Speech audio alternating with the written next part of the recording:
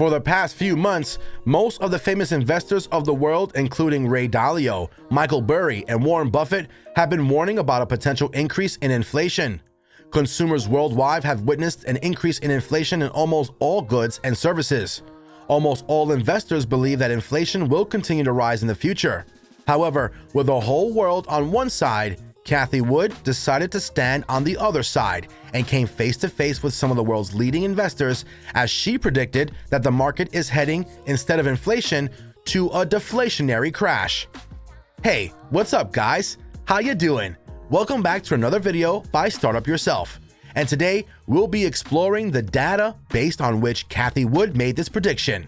Before we get started, let us know about your predictions about the market in the comments below. Cathie Wood is an American investor and the founder, CEO, and CIO of ARK Invest, an investment management firm. She started her career as an economist in the 70s and has decades of economic experience. She's also one of the leading investors in the world right now and possesses one of the sharpest minds of the business world. She found herself in a similar situation in the early 1980s when two of the world's most famous economists, Henry Kaufman and Milton Friedman, predicted a continuation in the inflationary trend, but Cathie claimed otherwise. In the end, Cathie was right, as inflation dropped from 13.5% in 1980 to just 3.2% in 1983. Once again, she's gone against the crowd, and the first factor influencing her claim is the money supply. Since the pandemic began, the supply of M2 money has seen a significant increase. M2 money is a measure of the US money supply that includes savings deposits, checks, cash, checkable deposits, money market funds, and certificates of deposit. Unsurprisingly, M2 money has increased significantly because of the rise of stimulus checks. However, Cathie Wood identified a trend of reduction in growth of M2 money, which was 27% in April and much lower, 13.8% in May. This reduction in growth is probably the reason behind the bond market rallying over the past few months. The yields of the 10-year Treasury bonds have been suppressed to roughly 1.5% after they recorded at a high of 1.7% in March. As the yields and price of bonds are inversely proportional, the bond market has been rallying because of a decrease in yields. And when this happens, we know that the bond market is predicting deflation and not inflation.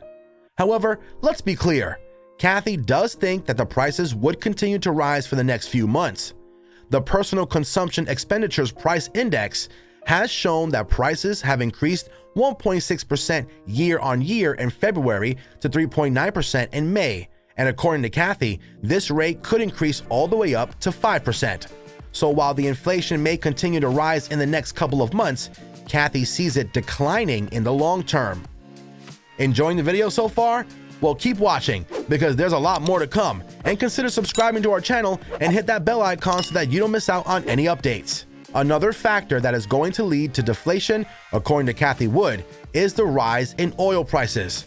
The Organization of Petroleum Exporting Countries, or simply OPEC, is an intergovernmental organization or cartel of 13 countries that control the majority supply of oil. It is keeping the supply of oil to the market low because they want to make back some profits. However, this may prove to be contrary to intuition because as a result of an increase in oil prices, people are switching to electric vehicles in great numbers. During the pandemic, the sales of electric vehicles compared to gas vehicles have increased disproportionately. This dramatic increase in the demand for electric vehicles could partly be due to high oil prices and due to the notion that electric vehicles are superior and more environmentally friendly. If oil prices continue to rise, its demand would decrease in the long term as more people would switch to EVs.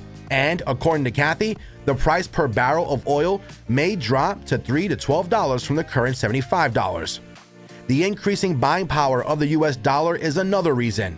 The dollar index has seen significant spikes during the past few months, and this negates the fear of inflation in the dollar.